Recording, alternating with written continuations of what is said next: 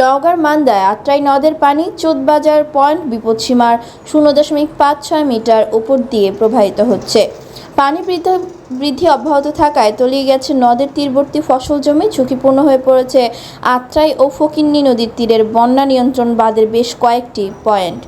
নওগাঁ পানি উন্নয়ন বোর্ডের সূত্রে জানা গেছে, গত কয়েকদিন ধরে টানা বর্ষণ চলছে। এছাড়া ভারতের দক্ষিণ দিনাজপুর সহ আশপাশের এলাকাগুলোতে ভারী বর্ষণ হয়েছে। ঢলের এসব পানি আত্রাই নদ দিয়ে প্রবাহিত পানি বৃদ্ধি হয়।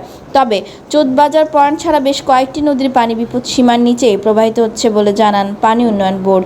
এছাড়া নদীর তীরবর্তী বসবাসরত পরিবারগুলোকে সচেতনতা বৃদ্ধির লক্ষ্যে প্রচারণা চালাচ্ছে নওগাঁ জেলা প্রশাসক ও স্থানীয় জনপ্রতিনিধিরা।